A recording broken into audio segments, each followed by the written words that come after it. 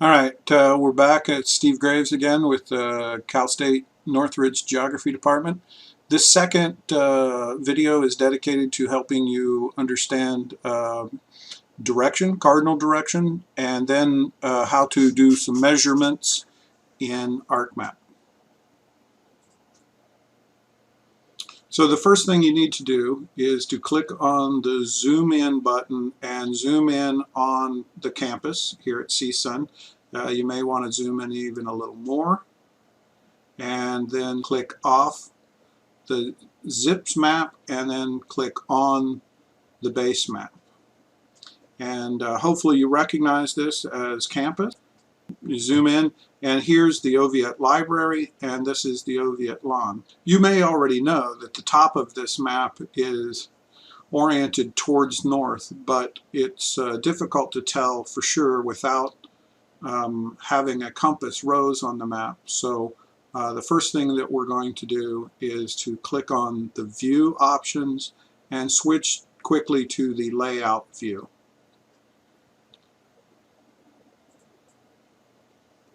In the layout view, you will notice that there is a compass rose indicating that the top of the screen is due north, and other cardinal directions are also mentioned, as well as some of the intermediate directions. You will also notice a scale bar here in the lower portion of the map. Answer 2 or 3 questions about this map and cardinal directions in Moodle, and you may pause.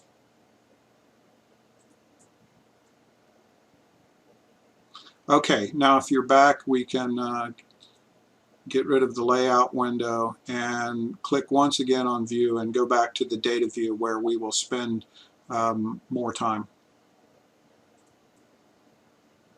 Okay, in this segment of the lab, you will make sure you zoom in on the Oviatt lawn, because we are going to measure this area using the measuring tool in ArcMap.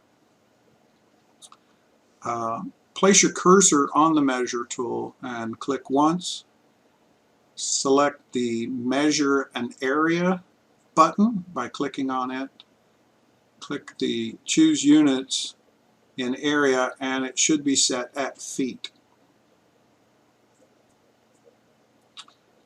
Place the cursor, which now has a sort of different look than it normally does, here at the intersection where the patio of the Oviatt Library meets this first step.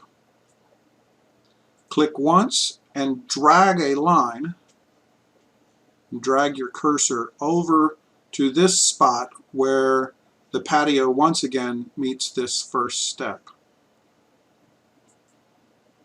And note the distance of that segment in feet. You may want to answer a question in Moodle at this point.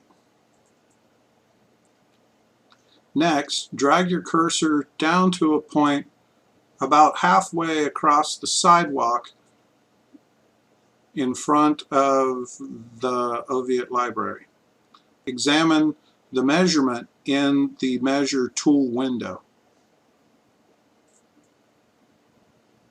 After you have measured 2 segments, the width of the Oviatt lawn and the length of the Oviatt lawn, it's at that point that you can estimate the perimeter of the Oviatt lawn. There are questions on Moodle that you can answer now. Okay, after you've answered a couple of questions in Moodle, extend your cursor to the third corner so that you have 2 parallel lines, one of which runs straight down the Matador Walk, and it's at this point, if your corners are square, you can click one last time and get an area measurement along with a measurement for the last or the third segment. You may answer a couple of questions in Moodle at this point.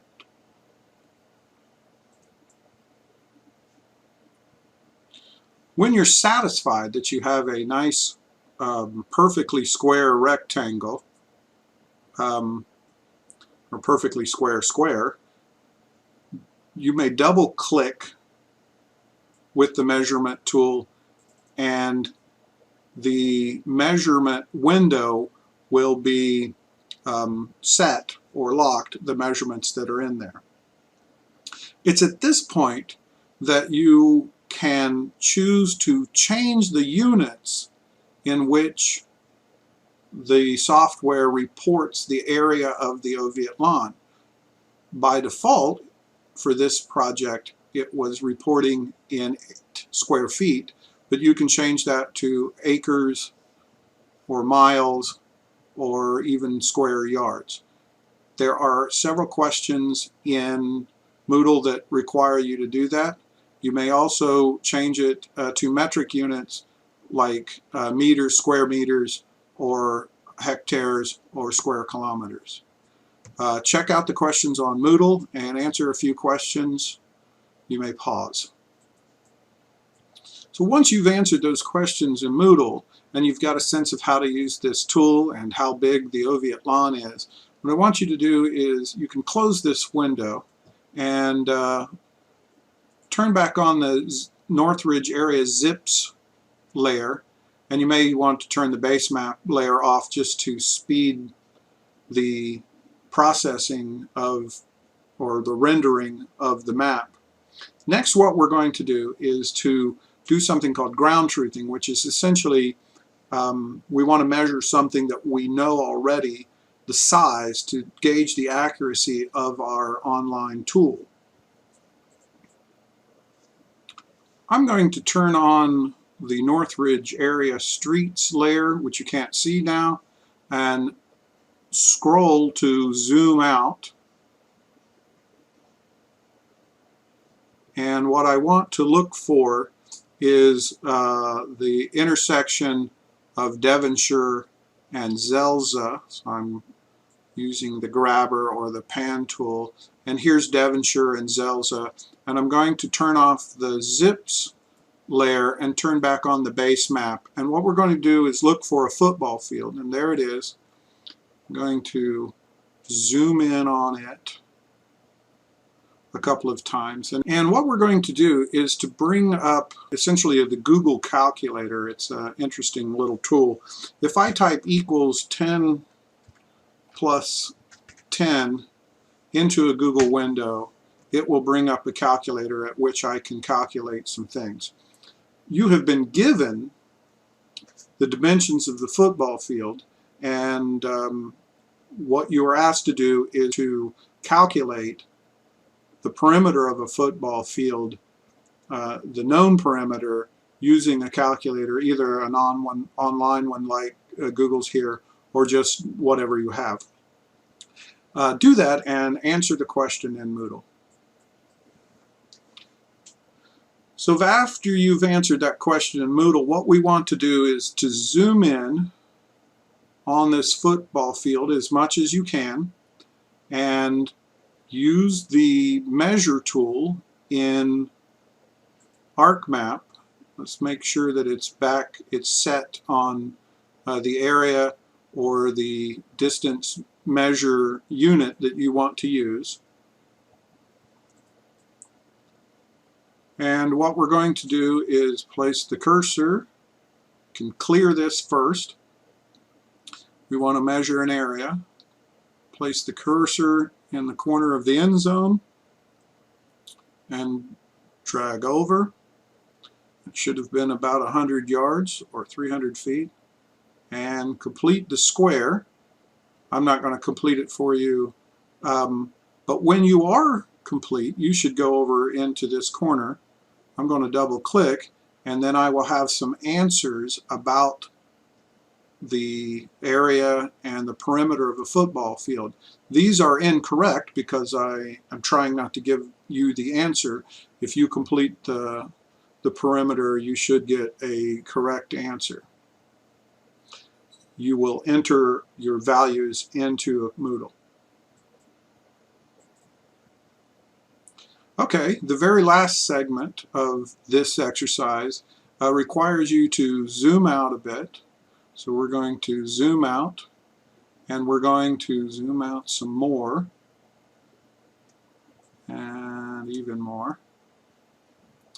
And then we're going to pan west until we can see a neighborhood boundary that is formed by the following streets: Tampa, Devonshire, Reseda,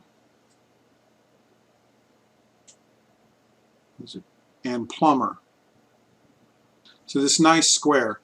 And your task will be to make a measurement of this neighborhood, which is a common one because it was part of the original land survey, and it's a nice square, and you will read a bit about it, measure it, and then answer a few questions on it. And I believe that is the final segment of this lab, and I hope you got all the questions right.